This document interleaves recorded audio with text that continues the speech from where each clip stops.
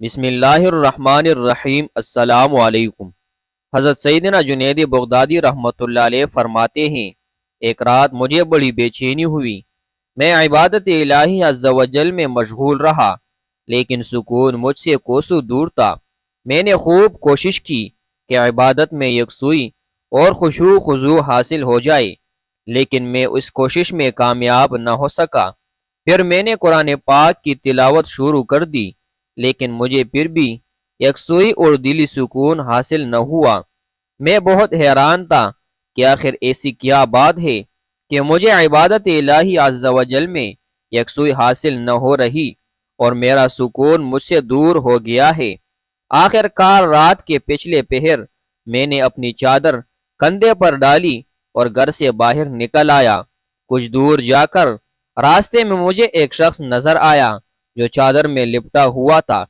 جب میں اس کے قریب گیا تو اس نے اپنا سر اٹھایا اور مجھ سے پوچھا، تم اتنے پریشان کیوں ہو؟ کیا قیامت برپا ہو چکی ہے؟ میں نے کہا، کیا قیامت کا مقررہ دن آ گیا ہے؟ اس شخص نے کہا، نہیں، بلکہ میں تو یہ پوچھ رہا ہوں کہ کیا تم دل کی ہلچل اور بے چینی کی وجہ سے پریشان ہو کر دلی سکون حاصل کرنے جا رہے ہو؟ میں نے کہا، جی ہاں، واقعی میں دلی سکون کی تلاش میں باہر نکلا ہوں اور یہ جاننا چاہتا ہوں کہ کس وجہ سے مجھے آج رات سکون نہیں مل رہا۔ پھر میں نے اس سے پوچھا، اچھا یہ بتاؤ، کیا تمہیں مجھ سے کوئی حاجت ہے؟ اس شخص نے جواب دیا، ہاں مجھے تم سے حاجت ہے۔ میں نے استفسار کیا، بتاؤ کیا حاجت ہے؟ اس نے جواب دیا، اے ابو قاسم رحمت اللہ علیہ، مجھے یہ بتائے، کیا کوئی ایسی صورت بھی ہے کہ بیماری خود ہی دوا بن جائے؟ میں نے کہا، جی ہاں، ایک صورت ایسی ہے کہ بیماری خود دوا بن جاتی ہے۔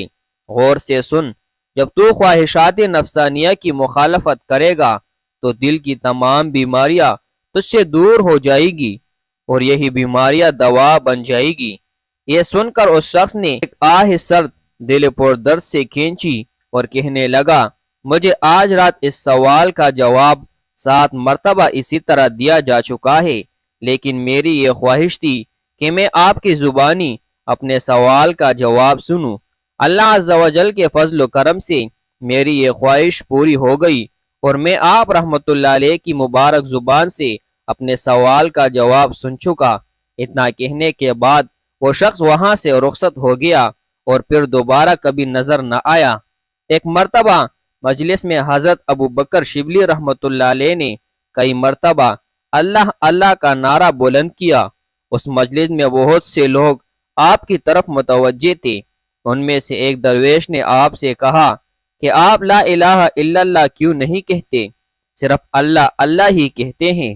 حضرت ابو بکر شبلی رحمت اللہ علیہ نے بلند آواز سے ایک مرتبہ پھر اللہ کہا اور اس اعتراض کا جواب دیتے ہوئے ارشاد فرمایا کہ مجھے یہ خطرہ درپیش رہتا ہے کہ اگر میں لا کہوں یعنی اس لا پر میری جان نکل جائے۔ آپ کا یہ فرمانا تھا کہ وہ درویش خوف سے کانپنے لگا اور اسی وقت اس کی روح پرواز کر گئی۔ اس درویش کے عزیز و اقارب کو جب اس بات کی خبر ہوئی تو انہوں نے حضرت شبلی رحمت اللہ علیہ کو قاتل ٹھہرا کر خلیفہ کے دربار میں پیش کر دیا۔ اس وقت آپ پر وجدانی کیفیت طاری تھی اور جب دربار میں حاضر ہونے کے بعد آپ کو اپنی صفائی پیش کرنے کے لیے کہا گیا تو آپ نے ارشاد فرمایا، اس درویش کی جان تو اللہ تعالیٰ کے عشق سے خارج ہو کر پہلے ہی بقائے جلال باری تعالیٰ میں پناہ ہونے والی تھی اور اس کی روح دنیا کے دندوں سے تعلق ختم کر چکی تھی، اس لیے میری بات کے سننے کی اس میں طاقت ہی نہ رہی اور بر کے مشاہدہ جمال کی چمک سے اس کی روح مرغی بسمل کی مانند پرواز کر گئی، اس لیے اس میں میرا کوئی قصور نہیں۔ خلیفہ بڑے غور سے حضرت ابو بکر شبلی رحمت اللہ علیہ کی گفتگو سن رہا تھا، اس سے رہا نہ گیا، کہنے لگا کہ آپ کو باہر لے جائے، اس لیے کہ اگر میں کچھ دیر مزید ان کی باتیں سنتا رہوں گا تو میں بے ہوش ہو جاؤں گا۔